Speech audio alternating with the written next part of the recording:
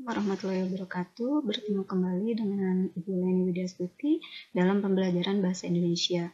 Pada pertemuan kali ini, kita akan belajar bagaimana cara menulis teks laporan sebuah percobaan. Bagaimana cara membuat sebuah teks laporan percobaan dengan struktur yang lengkap dan bahasa yang baik dan benar?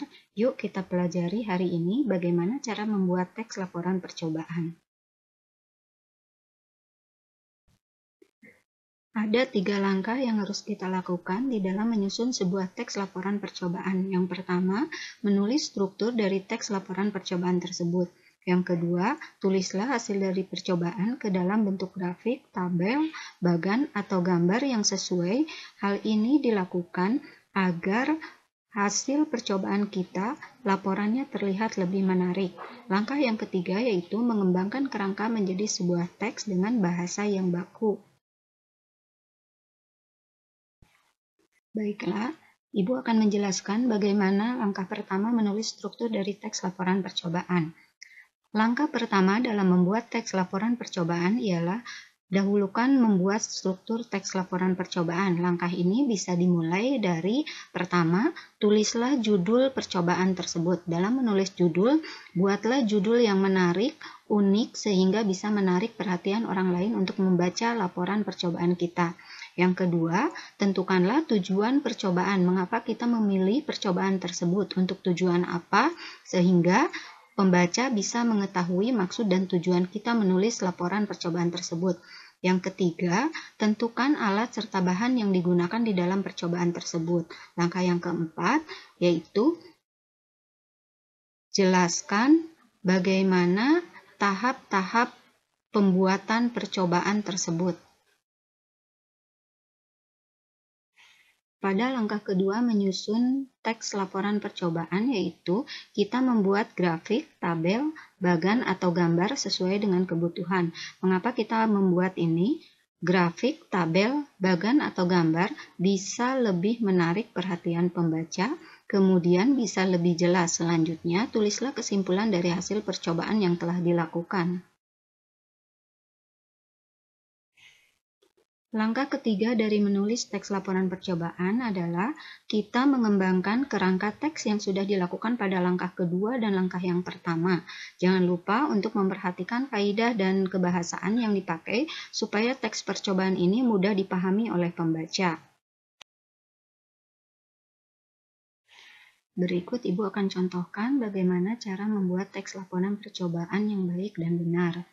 Yang pertama, tentukan judulnya terlebih dahulu. Misalnya, kita telah membuat percobaan membuat telur asin. Kita buat judulnya terlebih dahulu. Nah, di sini Ibu akan membuat judul teks laporan percobaan membuat telur asin.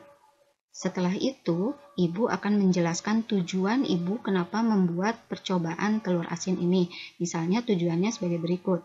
Telur asin adalah telur yang dibuat dari bebek yang sudah melalui proses pengasinan lebih dahulu. Telur asin mengandung banyak vitamin dan gizi sehingga mengonsumsi telur asin bisa bermanfaat bagi tubuh. Telur asin bisa dibuat dengan cara tradisional dan sangat mudah karena alat dan bahannya yang sederhana. Setelah menentukan tujuan, Ibu akan menjelaskan alat dan bahan untuk membuat telur asin. Misalnya alat dan bahan yang diperlukan adalah 1. Telur bebek, yang kedua abu gosok, yang ketiga tanah liat, yang keempat garam, yang kelima amplas. Dalam menjelaskan alat dan bahan, sebaiknya harus jelas ukuran dan takarannya.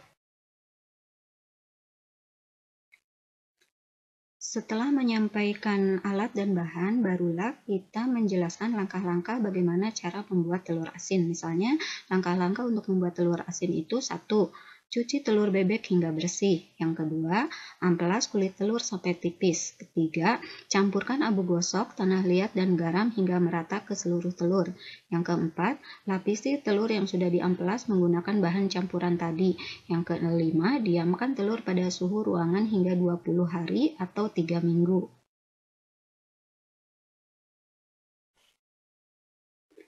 Langkah yang keempat setelah menjelaskan langkah-langkah cara membuat telur asin, yaitu kita menjelaskan hasilnya. Ingat ya, ketika menjelaskan hasil, itu harus sesuai dengan hasil percobaannya. Apakah percobaannya berhasil atau gagal, itu harus dijelaskan sesuai dengan keadaannya. Misalnya dari hasil percobaan membuat telur asin ini, diperoleh hasil telur bebek yang dibuat melewati proses pengasinan seperti di atas, menghasilkan telur asin yang sempurna dan lezat. Telur asin ini sangat cocok dikonsumsi bersama nasi putih. Telur asin ini membuat varian konsumsi telur bebek jadi lebih banyak dan tidak begitu amis. Langkah terakhir adalah menentukan kesimpulan. Di dalam menentukan kesimpulan, berarti kita memberikan pendapat kita terhadap hasil percobaan yang sudah kita buat. Misalnya kesimpulannya begini, pembuatan telur asin di atas menghasilkan kandungan gizi yang cukup lengkap dan cocok dikonsumsi oleh segala usia. Namun, bagi penderita darah tinggi tidak disarankan mengkonsumsi telur asin karena kandungan garamnya yang sangat tinggi. Meskipun kandungan gizinya lengkap, tetapi telur asin tidak dianjurkan dikonsumsi dalam jumlah banyak. Dalam menentukan kesimpulan, kita menyampaikan pendapat kita, kemudian kita juga menjelaskan saran-saran apa agar pembaca bisa mengetahuinya.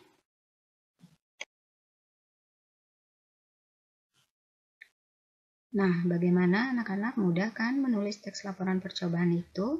Setelah memahami materi menulis teks laporan percobaan yang sudah dijelaskan tadi, lanjutkan mengerjakan LK2 menulis teks laporan sederhana.